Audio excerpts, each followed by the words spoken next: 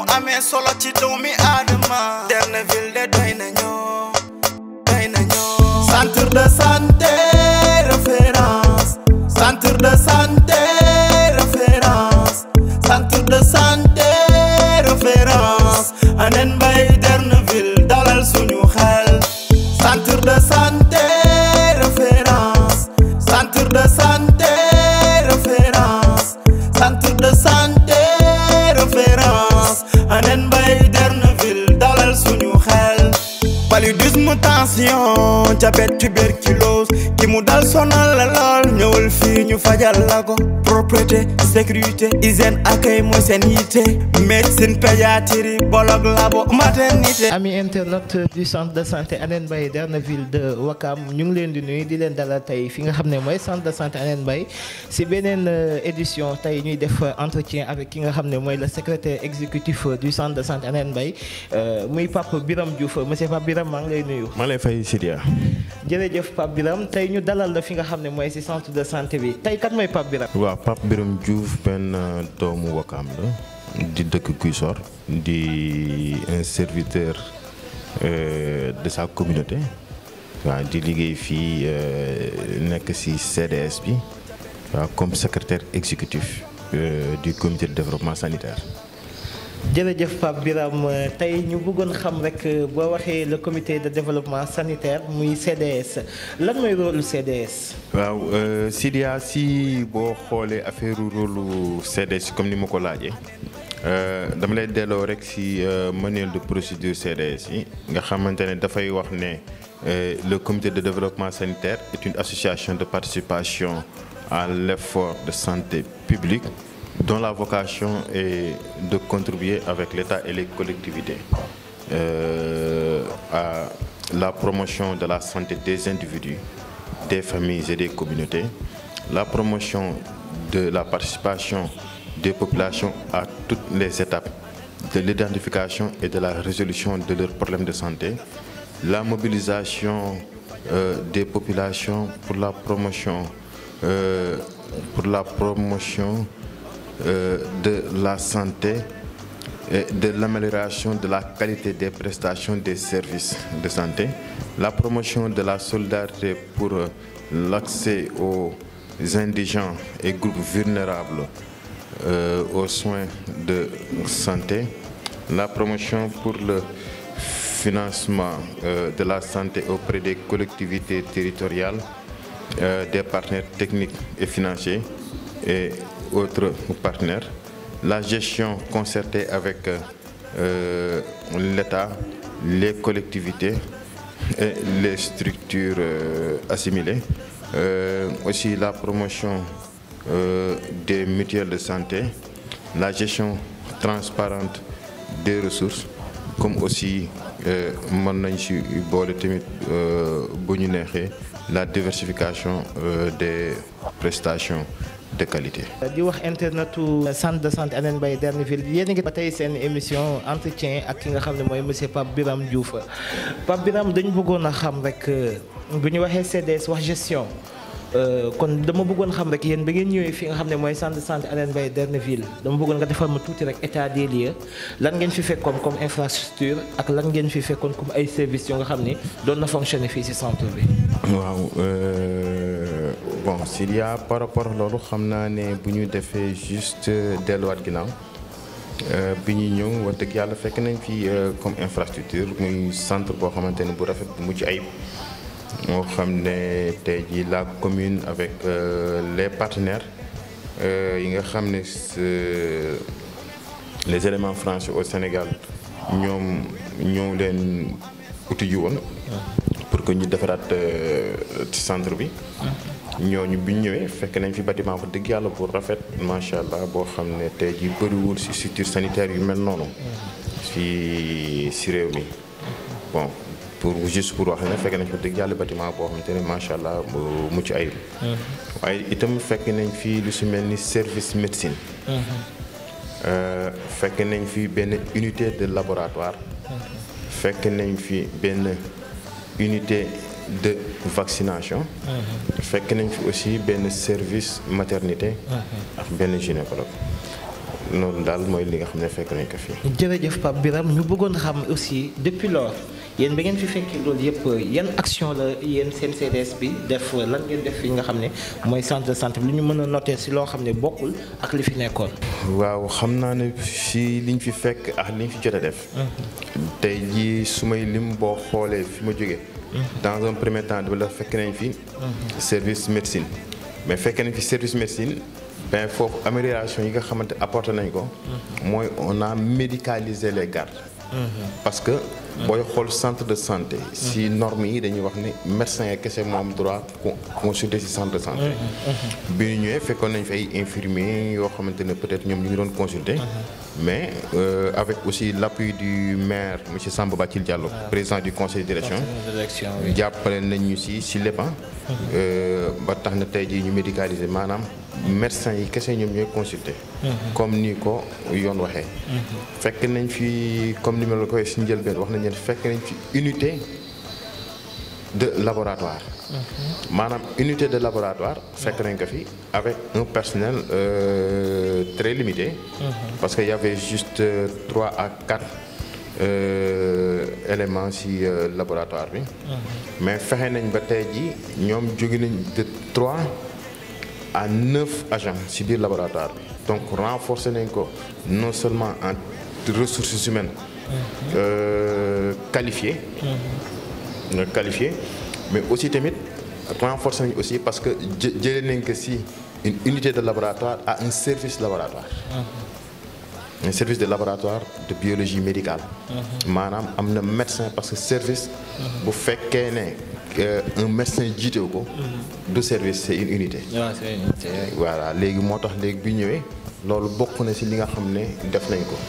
donc si tënk. laboratoire jóge na unité dem ci service. en plus du fonctionner 24 heures sur 24. foofu précision bi fi indi mooy. avant bon centre de santé de Ouakam. en fait pour la première fois mu am service laboratoire ba pare di fonctionner 24 heures sur 24. d'accord. fekkoon nañu fi aussi une maternité. bu fonctionnel. mais dem nañ ko renforcer nañ ko. jël ay sages-femmes dolli. aussi jël yeneen 2 gynécos de garde. sans compter li nga xamante ne maire jàpp na ci. pour que service bi mën a fonctionner 24 heures sur 24. pour ce qui est de la pédiatrie. il y avait une unité de vaccination. mais fexe nañ ba tey ji am nañu ay spécialistes pédiatres loolu xam naa dañ ci ñëw ci kanam bu ñëw ci côté spécialistes yi. fekkoon nañ fi aussi sama ko fàttee li mooy pharmacie. fekkoon nañ fi benn pharmacie IB. pharmacie aussi amélioré nañ ko ba tey ji moom wax dëgg yàlla. ku xool pharmacie bi fi mu ne ak fi mu nekkoon ne serait-ce que tey ji valeur bi ñuy inventorier à chaque fin du mois. si liñ fi fekk ci garab. ak tey ji fi mu nekk maam tey ji du benn. loolu yëpp bëri na moo tax xam naa ne boo ma laajee lan lañ fi fekk ak lan lañ fi indi. en fait dafay jaxasoo doon na yomb doon na gën a yomb. si sama gars yi am ñu fi ne bu ko defee ku su ma fàttee ñu am na lu ñu fàtte waaye wax dëgg yàlla macha allah. bëri na te lu mu bëri tam ñu koy xeeb si di ñu war si suñu diggante askan bi tamit. jërëjëf Pape Birame di wax ba tey internet yi ñu ngi fi nga xam ne mooy centre de santé Hann Mbaye Derneville bu Ouakam tey ñu amoon entretien avec le secrétaire exécutif di monsieur Pape Birame Diouf. Pape Birame ma bëggoon xam rek kan mooy le président du conseil de direction. waaw xam nga loolu aussi dafa bokk ci éléments yi nga xamante ne tey jii maanaam l'État du Sénégal à travers le ministère de la santé. pour que ñu mën a réforme yi ñu indi parce que avant dañoo seet ne les comités de gestion et les comités de santé. booy xool ñoom dañuy nekk ci biir. commune bi.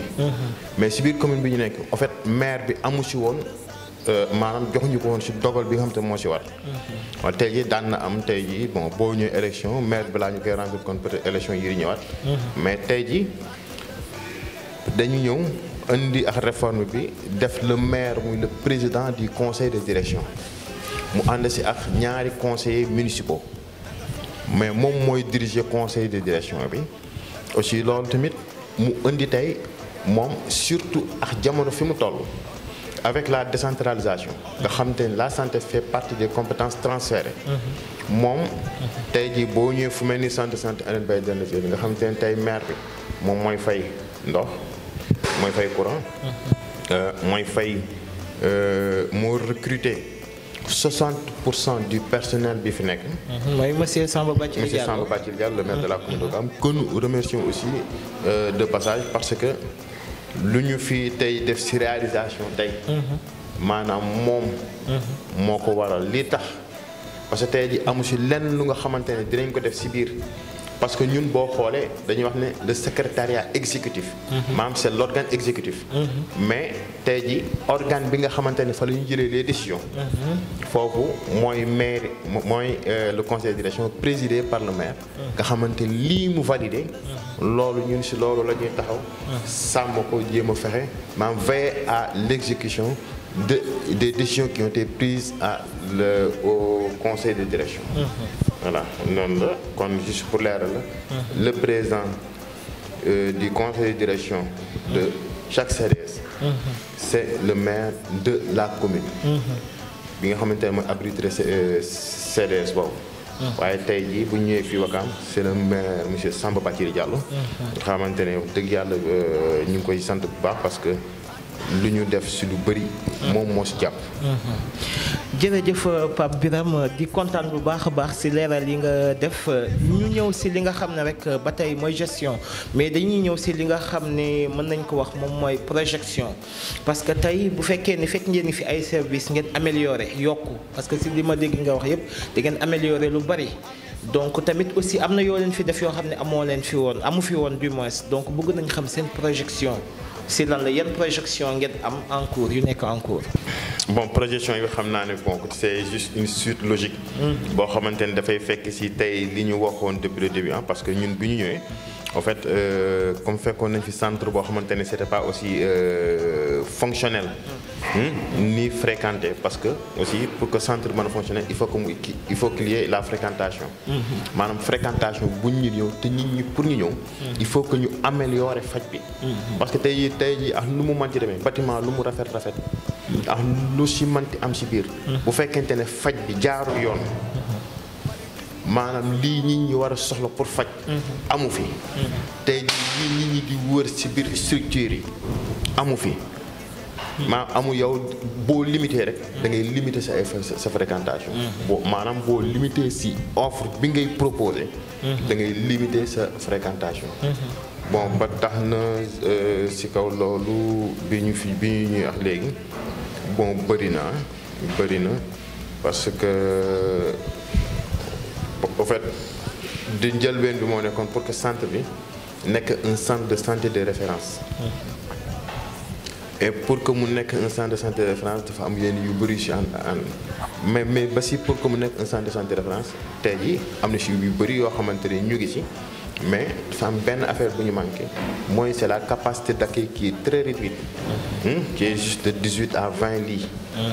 18-20 lits ñu bëgg tey jii am benn projet d'extension boo xamante ne qui normalement va ramener la capacité d'accueil de 18 à 58 lits. à 58 lits kon loolu moom mooy projection bi nga xam ne. fait bu amee lu ñu teree nelaw. yaakaar naa mooy cet aspect. donc pour que ñu mën a yokk nga xamante ne nañu am assez de lits bu ko defee ñu mën a am une unité de néonatologie maanaam ñi nga xamante ne. comme am nañ fi ay bloc opératoire am nañ fi ñaari bloc opératoire. bëgg nañu ci biir projet boobu. au moins ñu am une unité de néonatologie bu ko defee ñi nga xamante ne peut-être maam si ñu koy mën a waxee les prématurés. wala xale moom te dafa juddu soxla suivi. d'un pédiatre. nga xamante ne dina mën a saytu wér-gu-yaramam. ñoom ñu am foo xamante ne fa leen di hospitaliser am ku leen di suivre loolu bokk na ci projection yi. comme aussi du rek ñooñu mais. pour une pédiatrie. boo xam ne dafa am ay services ñu mën di hospitaliser fii.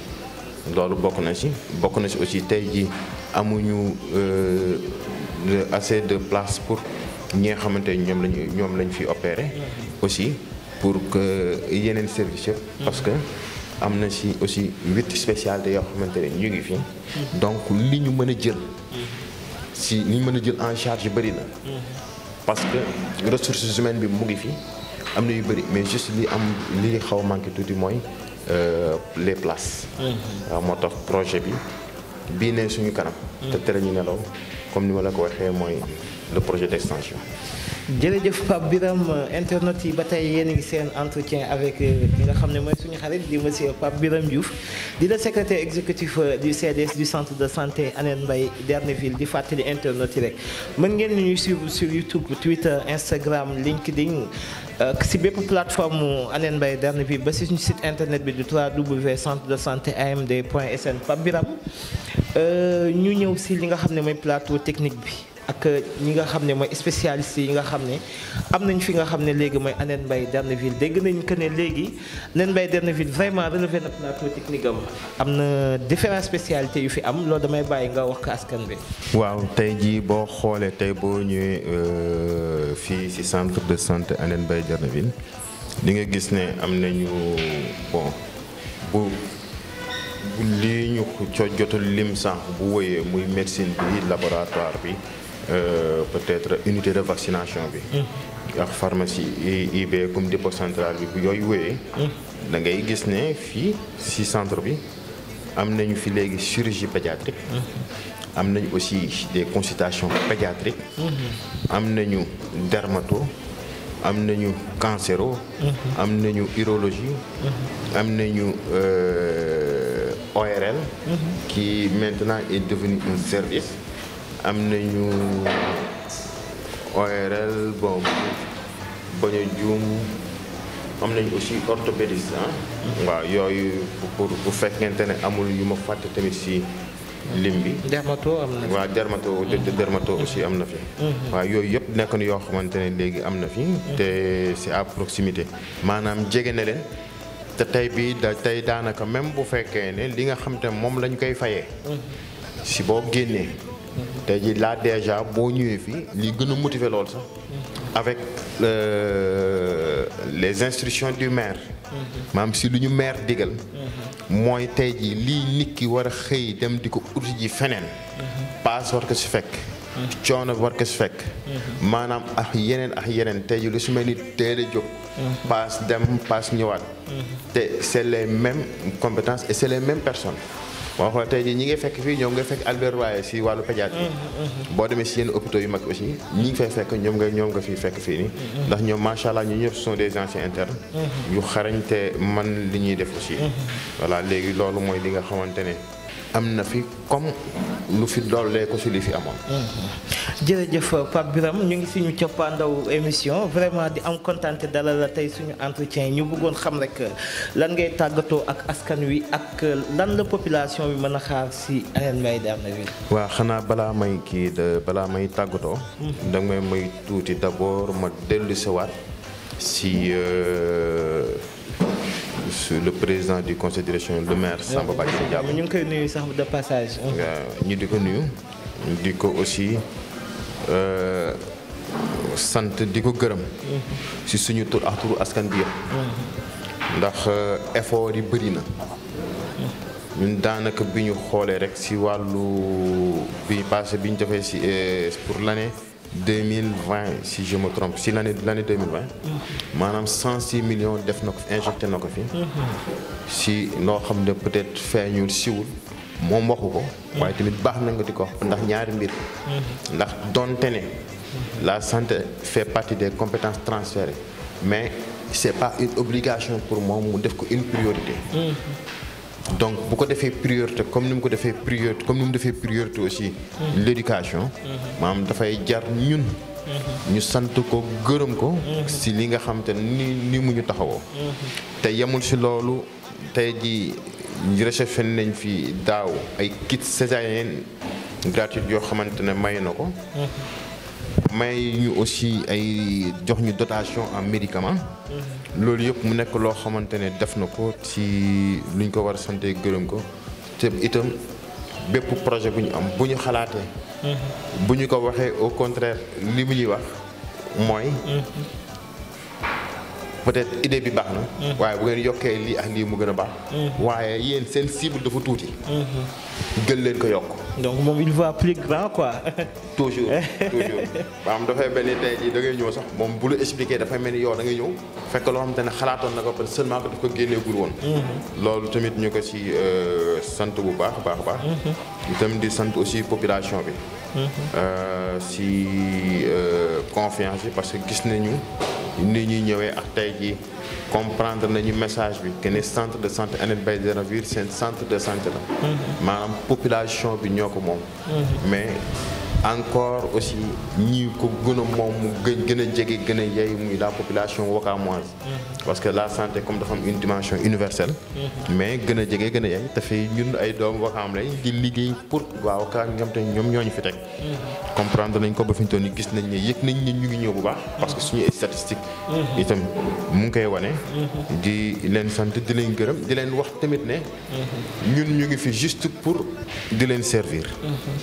ñu ngi fi pour di leen servir ñu ngi fi pour ñoom ñu ngi fi pour ñoom seen tawat ñu ut si ay saafara. waaw xam ne loolu moo ñu fi bàyyi. di leen sant bu baax di leen gërëm te di leen wax itam ne bu ñu gisee loo xam ne. amagu fi te muy ñoom lu ñu bëgg. bu ñu sentiree expression bi. incha allah fi ñu jaar fi ñu doon jaar. maanaam jaarale ko tamit si le maire Samba Bathily Diallo. moom mu teg ñu si yoon jàppale ñu si war jàppale ko ñu indi ko tegaat ko seen kaw. incha allah jërëjëf Pape Birame Diouf di am contenté encore une fois vraiment dalal la tey suñu entretien lay wax ci rubrique santé bien-être mu nekk émission bu nga xam ne service communication bi ñu ngi koy dawal ci plateforme communication Hann Baydara Ville yëpp lay wax population bi ci loolu. waaw Sidia d'abord da may ma remercier personnel ak samay collaborateurs sama waa bureau. te ñoom laay liggéeyandool di leen nuyu ñoom ñëpp di leen sant ñoom ñëpp parce que c'est vrai que tey jii ñi nga xamante ni ñoo ne ci kanam à chaque fois ñun la ñuy gis. ñu nekk ci liggéey bi waaye itam ñoom ñoo ci nekk ci gannaaw parce que tey jii ñuy wax benn olof day wax ne benn lam di yëngu. tey jii bu ñu bëggoon te ñoom tamit ñu des gannaaw amaana li ñu askan bi bëgg duñu ko am. di sant ñëpp tout le monde pour bañ a citer di fàtte ku ma wartoon a fàtte. maanaam damay boole ñëpp. den jërëjëfal ñoom ñëpp. ñu wax itam ne. mission bi loolu rek la dañ fi nekk juste pour servir les populations. alors nañ continuer sur cette pensée. xam ne c'est ça notre raison d'être. dañuy wax tey jii nañu def suñu priorité la prise en charge des populations loolu rek suñu objectif mooy leur satisfaction. ñaar yooyu comme ni nga ko faral di waxee di wax itam ne population bi am nañu ay plateformes yoo xam te ne. mën nañ ci suivre muy am nañ chaîne YouTube am nañu Instagram LinkedIn. ñu ngi ci aussi Twitter. Facebook. waaw Facebook. noonu ñu mën ñëw di gën ñu suivre maanaam pour gën a xam gën ñu may doole itam. ci liggéey bi. itam ci kaw foofu tamit foofu nekk na plateforme boo xamante ne ubbeeku na. pour que képp koo xam ne sax da nga am looy critiquer. loo gis ne nii waru woon demee noonu. parce que ci kaw critique ñun gëm nañ ne ci la ñuy defaroo. ci la ñuy jekkalaatee toogaay yi. xam fan la ñu war taw xar suñuy tànk tubéy pour ñëw. donc mën nañ suivre parce que foofu ñaar dina fa am boobu bu ñu seetaanee. maanaam tey ji ci biir émission rubrique de santé bien-être di nga gis médecin boo xam ne dina la expliquer wax la loo xamante ne amaana yoo xamoo woon ne jàngoro la. fekk ne jàngoro bu yeewul. ci kaw ni nga koy xamee boo gaawee daw ñëw ñu teel jël en charge. amaana faj bi dina gën a yomb. boobu mooy benn bi. nga xamante ne ñoom seen bénéfice la. mais ñun aussi bëgg nañ ci bénéficier wu. si ni ñu ci bénéficier wu mooy. lu ñu gis ne war nañ ko changer war nañ ko soppi war nañ ko yokk. wala war nañu wàññi. lépp incha allah bu ñu ko indilee rek. bu soobee yàlla dinañ leen gën a leer ne. yéen population bi. yéen rek lañ fi nekk.